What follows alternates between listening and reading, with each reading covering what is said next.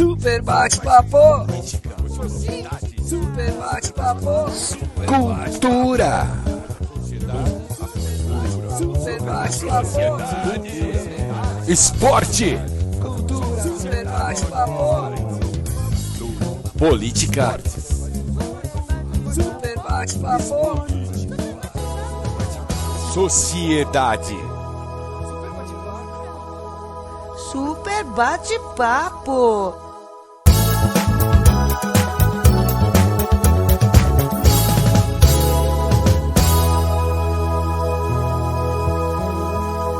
Boa. Eu sou pernambucano, nascido e criado em Recife. Sou professor de História, militante comunista, organizado no PCB, o Partido Comunista Brasileiro. Faço muita coisa da vida, mas dentro das coisas trabalho com comunicação e educação popular. Mantenho um canal no YouTube desde janeiro de 2017. Participo também de um podcast, que é o Revolution, que é o maior podcast marxista do Brasil. Dirijo uma coleção de livros junto com meu amigo Gabriel Landi, publicado pela Autonomia Literária, que já lançou 2 livros, o Revolução Africana e agora o Raça, Classe e Revolução. Escrevo também para um bocado de lugar, escrevo para a revista Ópera, blog da Boitempo, Lavra Palavra, site do PCB e mais um monte de canto. E é isso, enfim, milito, atuo, trabalho, dou aula, faço um monte de coisa na perspectiva de colocar na ordem do dia um debate político sobre a Revolução Brasileira, sobre um conjunto de transformações radicais para fazer com que esse país seja realmente um país digno para as nossas maiorias. Basicamente isso. Ô, Johnny, mas você além do apreciador de pagode e batidas de limão. Mas você esqueceu uma coisa. Vamos ver se você já ouviu essa frase aqui. Náutico, teu caminho é de luz, tua força e tua garra fascina e seduz. Dizem que você é adepto do Timbu. Por aí, não? Aqui em Pernambuco eu torço pelo Náutico, mas eu também sou simpatizante do Corinthians e do Vasco, né? Não. Eu percebi que você era boa pessoa. Do Vascão e do Coringão. Eu, inclusive, estou morando em São Paulo a partir do ano que vem, e aí vai estar eu aí, todo jogo do Corinthians, quando tiver uma vacina, vocês vão me encontrar por lá.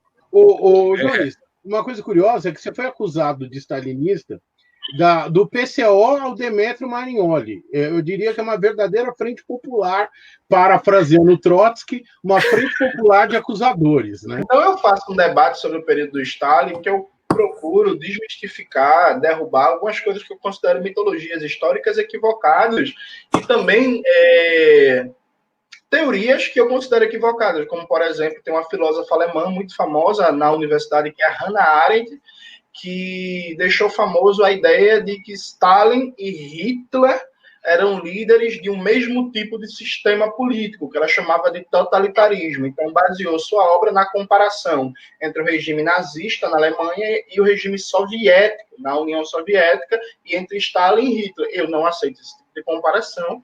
Acho que é equivocada, faço debate sobre isso, assim como várias outras coisas, vários outros elementos da história soviética. Por exemplo, eu sou, como quem está assistindo o vídeo está vendo, uma pessoa negra que milita no movimento antirracista e sempre procuro lembrar e valorizar a importância que a União Soviética teve, por exemplo, no combate ao racismo no mundo e nos movimentos de descolonização da África e da Ásia, inclusive durante o período de Joseph Stalin como liderança da União Soviética.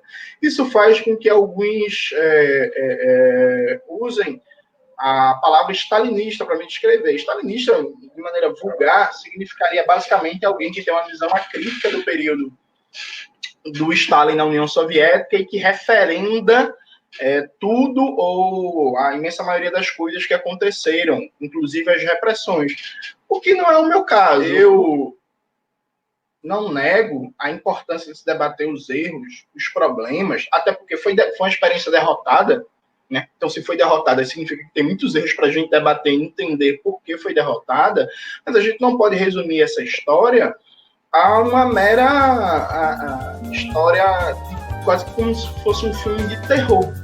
como se nada prestou, tudo foi ruim, tudo foi trágico, tudo foi péssimo, é porque não foi assim que aconteceu a história.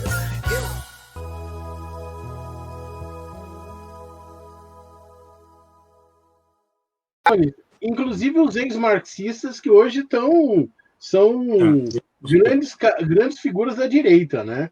Nós temos aí grandes ex-marxistas, né? Que hoje são os maiores teóricos da direita. Aliás, ex-trotskista é o que mais tem na direita hoje. Tem uns ex-comunistas também. Vamos ser justos. Então, mas deixa eu dizer um negócio a tu, Berné. Não sei se você assistiu o documentário que foi lançado sobre a Libelu. Eu vi um pedaço. Só tem gente branca. Pronto, Liberdade e Luta, uma organização trotskista que teve importância aí no final da ditadura. Aí fizeram um documentário muito bom, inclusive o diretor fez um belíssimo trabalho. E aí fizeram um documentário sobre a Libelu. E é impressionante, meu amigo, como praticamente 100% dos quadros da Libelu, trotskistas, hoje estão na direita. É uma coisa que... Eu fui da Libelu e não estou na direita. É o que eu ia falar. Cuidado que não era quadro, tá?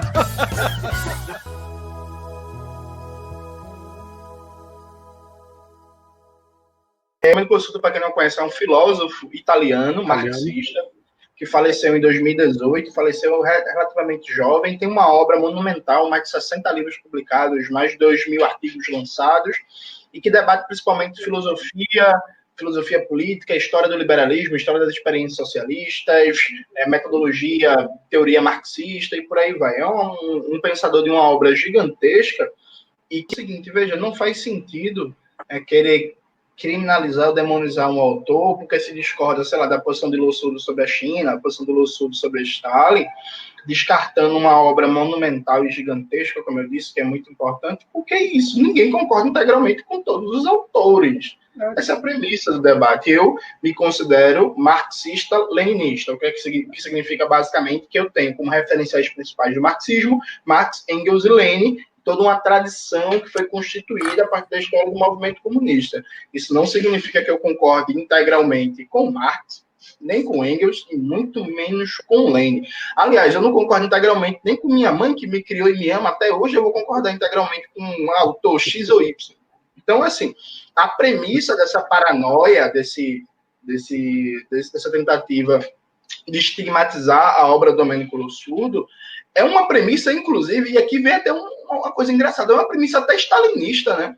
Que é uma coisa que, se você discorda do autor, o autor vira inimigo. Então, você desqualifica, né? Você pensa a teoria não como um confronto de ideias em que, mesmo que você discorde do outro, você pode aprender com ele. Você pensa a teoria como se fosse uma espécie de guerra, em que o outro é só um inimigo que precisa ser abatido, eliminado, para assim você vencer. Eu até brinquei hoje, conversando com um amigo meu, que não existe nada mais stalinista do que os anti-stalinistas do Brasil. Essa é uma premissa de militarização do debate teórico. Percebe? É assim, se eu não concordo integralmente com o autor, se o autor discorda nisso, eu vou descartá-lo totalmente, eu preciso eliminar ele, preciso calar a sua voz, porque ele é o meu inimigo. Saca? Enfim, isso é uma piração. Isso é um negócio que... E eu recomendo, inclusive, cuidado com quem segue essa lógica, porque esse tipo de lógica serve para tudo, viu? Então, hoje você defende ela, amanhã você pode ser a vítima dela. Percebe? É um tipo de lógica perigosa.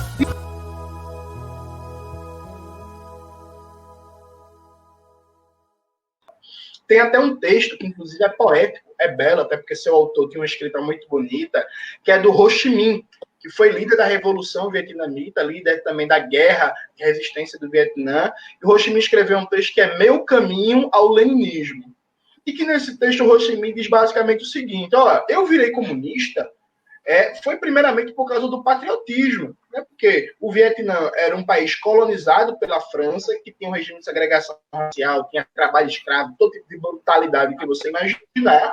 E aí o Ho Chi Minh encontrou no marxismo leninista, no marxismo de Lenin, não no liberalismo, uma força política que dizia, inegavelmente, que era a favor da independência das colônias e que todos os povos tinham que ter direitos iguais.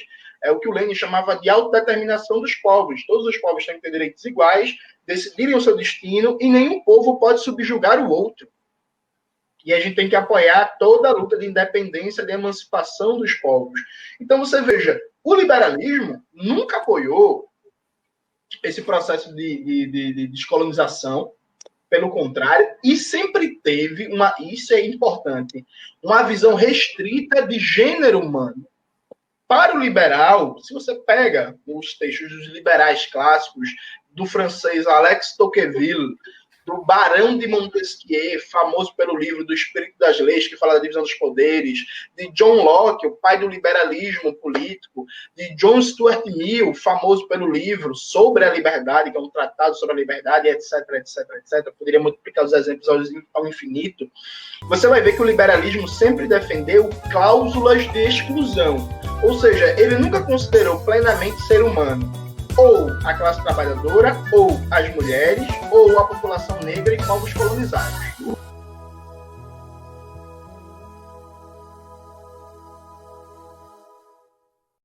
O seguinte, olha, a gente desde sempre convive com um processo de genocídio da população pobre, como diria o grande Darcy Ribeiro, o moinho de gastar gente, em que é parte da nossa formação, da nossa história, o genocídio da população negra, da população indígena, um processo de morticídio diário nas favelas e nas periferias, e que o processo de morte do Covid não iria sensibilizar ninguém, nem inclusive uma parte significativa das populações da própria periferia, porque é isso, velho. A gente convive com morte, a gente tem uma vida brutalizada no capitalismo.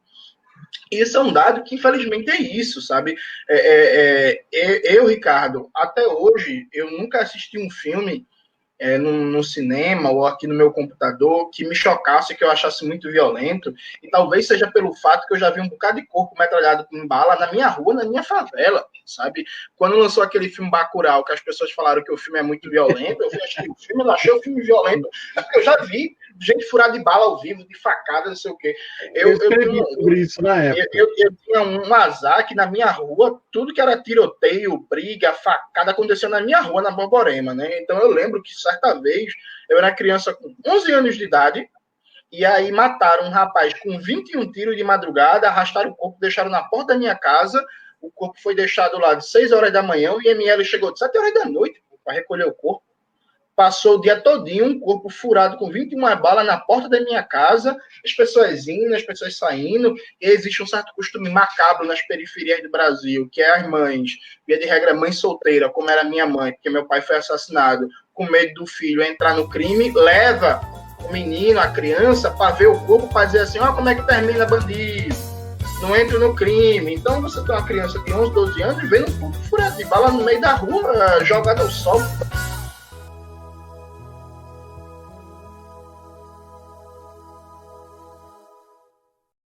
De maneira geral, a sociedade brasileira ela convive com muita tranquilidade, com números de 60 a 70 mil mortes. Isso não é o problema. Isso tanto não é um problema que quase ninguém lembra mais que do final dos anos 70, no final da saída da ditadura militar, no final dos anos 70 para começo dos anos 80, numa grande seca que teve no Nordeste, morreu quase 3 milhões de brasileiros. E ninguém lembra, ninguém liga, não tem filme, não tem documentário, não tem novela, não tem data comemorativa, não tem discurso, não tem política de memória, não tem nada. Morreu quase 3 milhões de brasileiros, foi tudo para vala e acabou, e segue a vida, e normal, e o Brasil é isso mesmo. Inclusive, um povo gosta muito de falar de morte no comunismo. É impressionante como a gente não tem disposição de contar as nossas mortes no Brasil, especialmente na democracia brasileira. Então, note, para mim, era esperado que nós fôssemos um dos piores países do mundo a reagir na pandemia. Porque o estímulo permanente de violência, de brutalidade, de individualismo, de egoísmo, a negação do senso coletivo, isso é fomentado diariamente na cultura brasileira. Diariamente.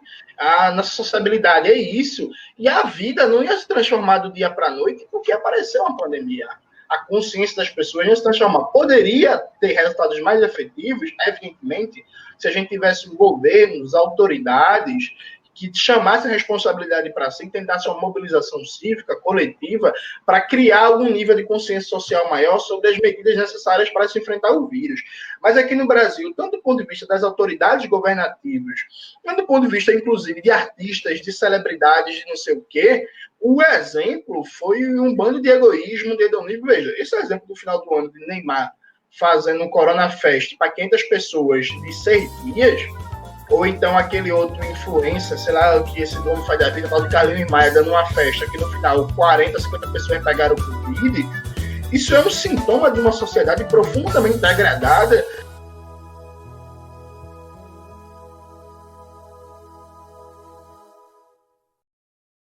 O marxista, ele necessariamente ele defende um método crítico de análise, de compreensão da realidade e a necessidade de uma transformação revolucionária dessa realidade. Nem todo marxista é, na prática, um revolucionário. Alguns usam o marxismo só para ganhar dinheiro, só para manter sua cátedra, seu lugar na universidade, só para publicar um livrozinho uma vez por ano, lançar seu livro, e aí, na hora que os trabalhadores e as trabalhadoras lutam, tirar o corpo fora. Tem até um episódio famoso, que é muito bom, eu gosto de contar esse episódio, um dia eu vou levar até um processo por causa disso. Mas tem um professor marxista conhecido que ele estuda muito movimento operário, sindicalismo, greve, né? O precariado e tal, não sei o quê, essa classe trabalhadora precarizada. Aí um dia teve uma greve, 2 precarizados, 2 terceirizados, na universidade que esse professor dá aula, professor marxista, socialista e tal. E aí o movimento estudantil foi lá apoiar a greve e queria suspender as aulas, né? Aí o professor ficou revoltado e soltou a bela frase: a universidade não é lugar de fazer greve, mas de estudar greve. Então o cara defende muitos trabalhadores precarizados, mas na hora que teve uma greve dos precarizados no local de trabalho dele, ele foi contra a greve, foi contra suspender as aulas e continuou dando aula. Né? Então, assim, existe essa qualidade marxista também, de gente que usa o marxismo muito mais como meio de vida, e aí nada contra ganhar dinheiro vendendo livro, nem nada disso. Eu vendo livro também, inclusive, gente, compre meu livro, pelo amor de Deus, porque meus sobrinhos aí estão cada dia comendo mais, nunca vi coisa para comer tanto feito menino, então a despesa está crescendo. Nada contra. Agora sim, né? Tem que existir uma coerência entre teoria e prática, e teoricamente todo marxista deveria ser um revolucionário. Ainda que nem sempre seja, deveria ser, né? Gente, deixa eu só fazer uma pergunta. Por acaso esse professor dá aula na Faculdade de Direito da USP? Não. Dá aula no da USP. Mas é USP. USP não é USP.